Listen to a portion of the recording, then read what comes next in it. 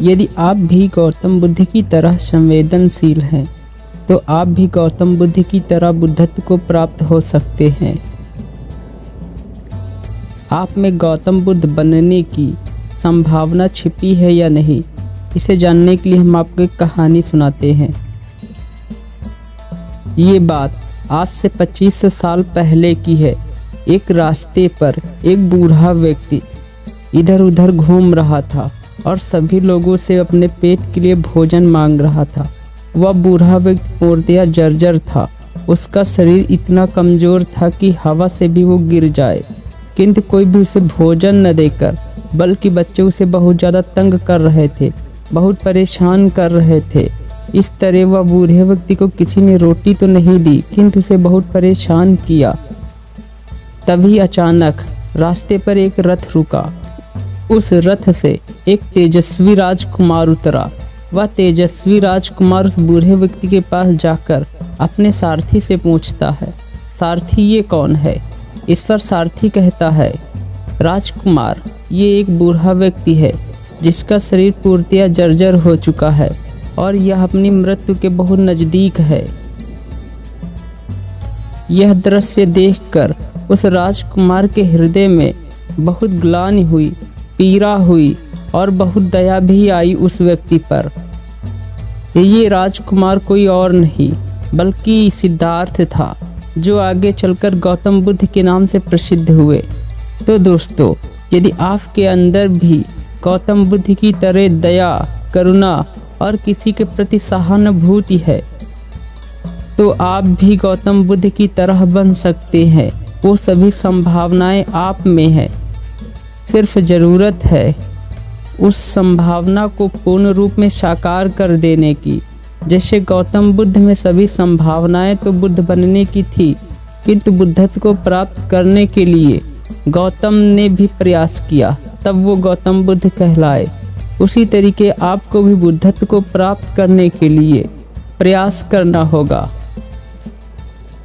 इस राजकुमार को हमेशा से ही सुख, दुख, पीड़ा जैसे दृश्यों से दूर रखा गया था, क्योंकि जैसे ही राजकुमार का जन्म हुआ था, उसके जन्म के समय कई सारे ज्योतिषों ने यह भविष्यवाणी की थी कि यह बालक यदि घर में रहा तो एक चक्रवर्ती राजा बनेगा, और यदि यह घर में न रहा तो बहुत बड़ा धर्म प्रचारक बनेगा।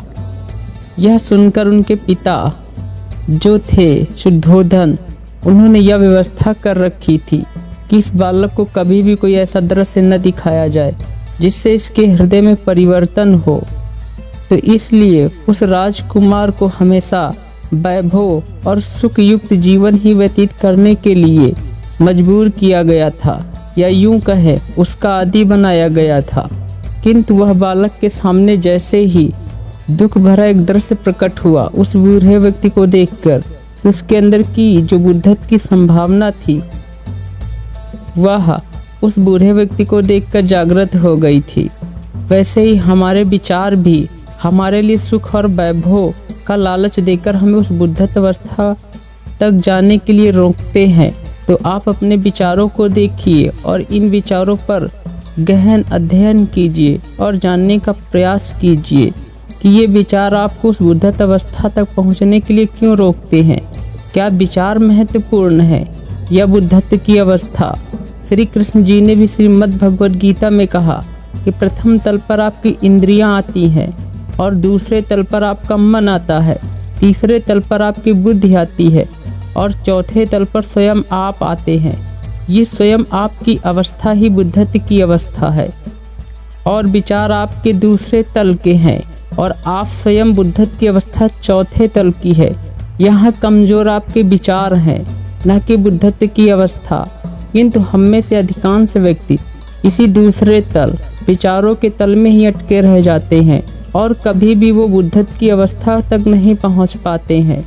बुद्धत्व की अवस्था तक पहुंचने के लिए आपको हर पल प्रयास करते रहना चाहिए। आपको बुद्ध से सीखना चाहिए कि उन्होंने अपने जीवन के सभी सुख और सुविधाओं को त्याग कर उस बुद्धत्व की अवस्था के लिए प्रयास किया था। वो एक राजा के बेटे थे, किंतु उन्होंने उस राजसी ठाट बाट को त्याग कर बुद्धत्व की अवस्था को प्राप्त करने के लिए प्रयास किया। असल में किसी भी राजसी ठाट बाट से बढ़कर सबसे बड़ा धन और शांति और आनंद है तो वो बुद्धत्व की अवस्था में ही है। ये दोस्तों आप में भी करुणा, दया, प्रेम और किसी के प्रति सहानुभूति जैसी भावनाएं स्वतः ही उत्पन्न हो जाती हैं। तो आपको प्रयास करना है बस। आप में बुद्धत्व तो पहले से ही उपस्थित है।